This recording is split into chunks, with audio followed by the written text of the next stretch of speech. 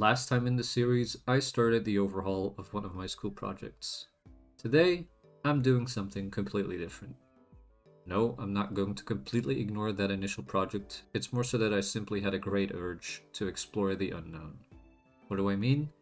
I mean developing features I have absolutely no experience in. Multiplayer, in-game proximity voice chat, virtual reality, these are all things that seem to be more and more wanted in this industry, even if I myself am not that interested in some of these concepts. Nevertheless, I wanted to learn some new things. Multiplayer. People that have created multiplayer games with Unity in the past had to use networking frameworks like Mirror or Photon. Nowadays, Unity has actually created its own official networking library called Network for Game Objects, NGO. I followed some tutorial videos covering multiplayer development with NGO, and without much fuzz created a working third-person player in multiplayer. I went ahead and used a Rayman asset I was trying to mod into Risk of Rain 2. Lord knows whether I will ever continue that hustle. I decided to use a peer-to-peer connection with Unity's Relay gaming service, which makes one player both the host and the client. This will give the common issue of host advantage, but I don't think I need to worry about such a thing in the kinds of multiplayer games I'm interested in making. Another thing I wanted to test out was a third-person Spectator camera. Now how I see it is that I can do it in two ways. A camera the Spectator can control, or a camera that gives the exact same view as the spectated person's view. Ignoring which exactly one might think fits a specific game, let's think what this difference means from a networking perspective.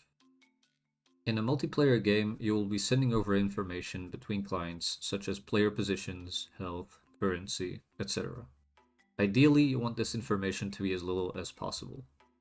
When we want the exact view of the player's camera, then that means information of this camera will also need to be shared. On the other hand, implementing a spectator camera one can freely control will typically not have a need to send its information to other clients. Personally, since I'm still very green in networking, I decided to implement a spectator camera that gives an exact view, as it will have me do some more networking synchronization practice. When carrying this out, I struggled to understand why something was not working properly.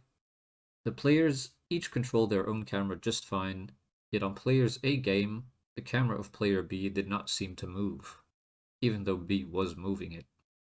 This issue did not seem to be present for the player characters, so what gives?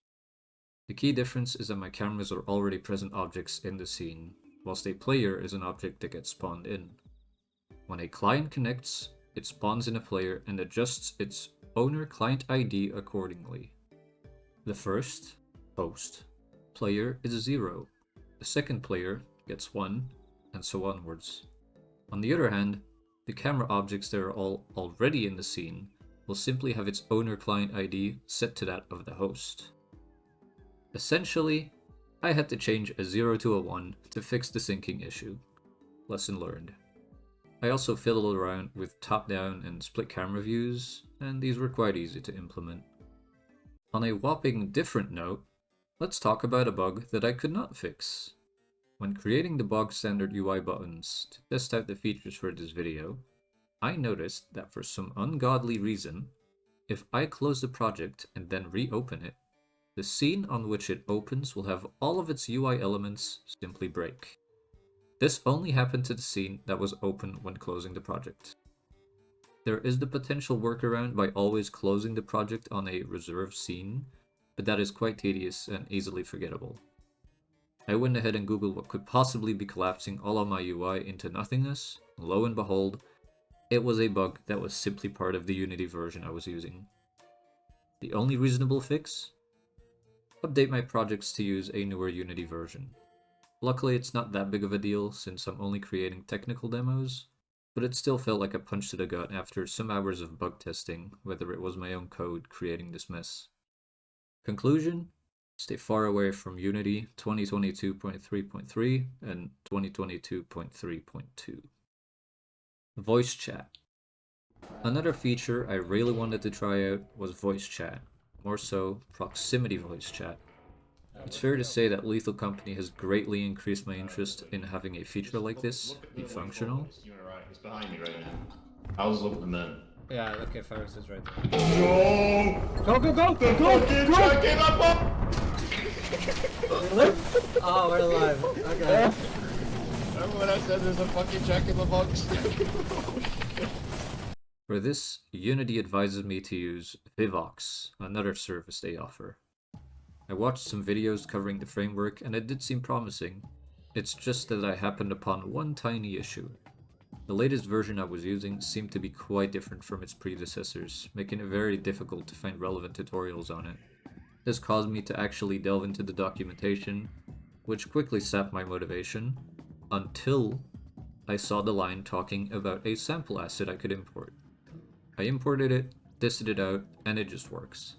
The only thing I had to somewhat figure out is that the sample did not seem to include an example of proximity voice chat. After a bit of messing around, I managed to get the base functionality for this also working. I say funny things for the camera, Joe. No, I don't want to say funny things. Hey, going. What? Oh, I'm out of reach. Uh-oh. Virtual reality. For my final topic, let's talk virtual reality. It's hip, more and more businesses seem interested in it, and 90% of its use cases will make me motion sick. Now I own a HTC Vive headset, and it has brought me great times. It just upsets me that a lot of what I have tried with it ended up with me laying down pale and dizzy. I pretty much can only play the games that keep the player stationary in the VR world. So why do I bother? Well, one, there's very much a want for it in the industry, and two, I have heard multiple times how the Finger Shooter project seemed like a perfect fit for VR. So, I set out to Google some tutorials, and by God are there tutorials for this, but I quickly stopped myself. Had I truly not learned anything from Vivox? Let's first see what Unity itself has to offer me for VR development, and it sure showed me. The sample scene was instantly functional with my Vive setup. Of course, I couldn't just call it a day after installing the sample project, so I imported my Finger Shooter asset. The VR sample scene was quite small scale, literally making the hands and its effects enormous. I had to adjust some scales, speed variables, particle sizes, and position the hands on top of the tracking controllers.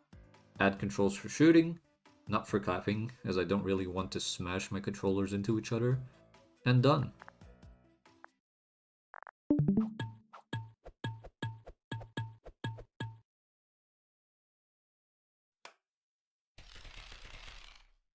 A successful finger shooter template in VR, with some graphical bugs as some shaders did not vibe with the render pipeline used in this project. And with all of that done, I am now far less fearful of ever working on such features. I might even say I'm confident in creating them. I will likely polish up the non-VR finger shooter next, as there's plenty to improve upon there. I still don't think I will make a fully fledged game out of it, as it really was just meant to be an improvement over the school project's gameplay. Finally, I do have growing aspirations to actually start on a video game project, not just some tech demo or overhaul, so you can look forward to that. I certainly am. Thanks for watching.